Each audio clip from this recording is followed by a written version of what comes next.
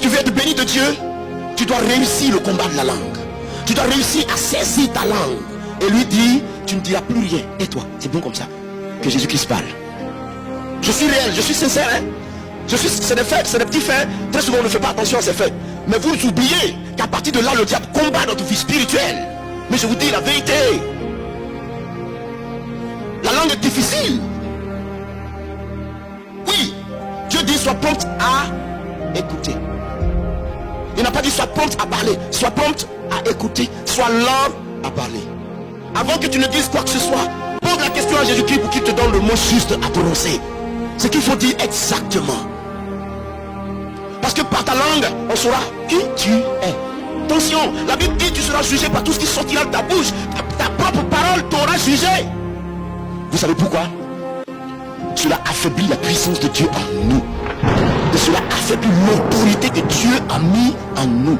Qui fait la présence de Dieu en toi? C'est le Saint-Esprit. Qui te confère cette autorité-là? C'est le Saint-Esprit. Et la Bible dit n'attristez pas le Saint-Esprit. L'Esprit Saint n'aime pas ces choses. Donc dès l'instant où tu milites sur ce terrain, l'Esprit Saint est touché. Et il n'est plus efficace comme il devait l'être au travers de toi. Cela l'affaiblit. Mais si tu te mets en position de force, tu conserves ta langue pure. Tu diras à un démon sort, il obéit tout de suite au nom de Jésus-Christ. Tu seras plus efficace. Attention frère. Alléluia. Frère, je vous donne un conseil. Si vous voulez être des chrétiens solides, avec la puissance de Dieu dans leur cœur, faites attention à votre bouche. La bouche casse l'église, la bouche détruit l'église. La bouche déséquilibre la foi. Je vous donne un conseil. C'est pour ça que Dieu n'aime pas que les enfants de Dieu se mettent en colère. Il dit sois lent à parler, sois lent à la colère. Je vous donne pourquoi la Bible dit d'être lent à la colère. En effet, la colère est l'un des moyens les plus rapides que Satan utilise pour intégrer la vie des croyants. Oui. Si vous étudiez le monde des esprits, si vous étudiez l'organisation de Satan, les démons, leurs manifestations, leurs œuvres, leur façon d'agir, leur façon de faire, vous découvrirez que la colère est une clé qui ouvre la porte aux démons. Oui, parce que vous prenez une femme, par exemple, je prends le cas d'une femme qui a été plusieurs fois fatiguée par un esprit, l'esprit de mari de nuit. On chasse le mari de nuit, il n'emploiera pas un autre moyen que le moyen de la colère pour vouloir revenir en elle, pour la susciter à nouveau. Oui, oui, je vous apprends ça. Je vous apprends que Dieu n'aime pas qu'on se fâche, parce que la colère est une clé qui ouvre les portes et qui permet aux démons de pénétrer en nous. Chaque jour, il y a une femme qui est à l'église, chaque jour, c'est d'elle qu'on doit chasser les démons. À chaque culte, elle est par terre. À chaque culte, elle est par terre. J'ai remarqué au moins 7 fois. Je l'ai appelée. J'ai dit ma fille, qu'est-ce qui se passe? Pourquoi est-ce qu'on chasse le démon chaque jour et alors la semaine ne passe pas et il revient en toi? Ben, tu ne peux pas tomber comme ça toute ta vie. Il faut bien que tu croisses, il faut bien qu'il y ait changement. Il faut que tu grandisses. Il faut qu'on arrive à t'imposer les mains, il n'y a plus rien du tout. Il faut que tu te réjouisses de la grâce que Dieu peut t'accorder.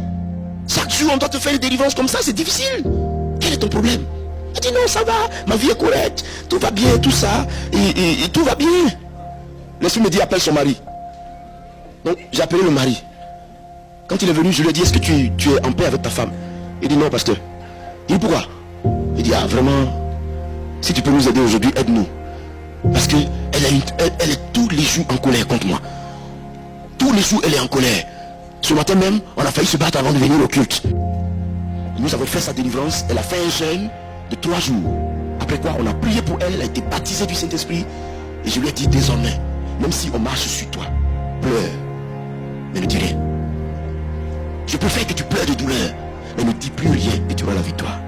Elle a commencé à appliquer cette parole. 4 mois après, le mari vient me voir.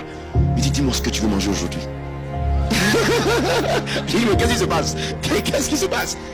Tu t'es jamais vu chez moi venir me poser une telle question? Il dit c'est moi-même qui te pose la question parce que je suis tellement content. Ma femme est transformée.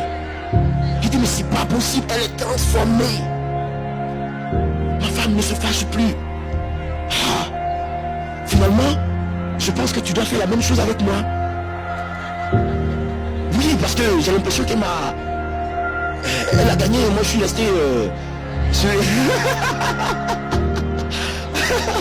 Alléluia. Vous comprenez combien de fois la colère ouvre la porte aux démons? Vous savez que Dieu ne sera pas juger le monde, il sera seulement assis. Et c'est ta parole toi-même qui va te classer. Ah non, Dieu ne se fatiguera pas. Hein? Non. Il y aura combien de milliards de personnes, sinon des milliards de personnes devant lui. Chacun va passer défiler en une fraction de seconde. Tu t'es jugé toi-même. L'enfer. Direct. Fraction de seconde, toi-même tu t'es jugé. Dès que tu arrives là, toute la parole sort. Toi-même, Dieu ne te dit pas entre dans le paradis. Non. Tu prends la direction. Oui, oui, je suis sérieux. Je suis sérieux. C'est toi-même qui choisis la direction parce que tu sais qu'avec de telles choses, je ne peux pas aller dans cette gloire. Je ne peux pas. Toi-même tu sais. Et la force n'est même pas en toi pour te diriger dans le paradis. C'est une force négative qui t'emmène. Tu prends la direction de l'enfer. Sois lent à la colère. Sois lent à la colère. Ne te fâche pas. Ne te fâche pas du tout. Les démons sont derrière. Sois lent à la colère. Sois lent à la colère. Ne te fâche pas. Ne te fâche pas.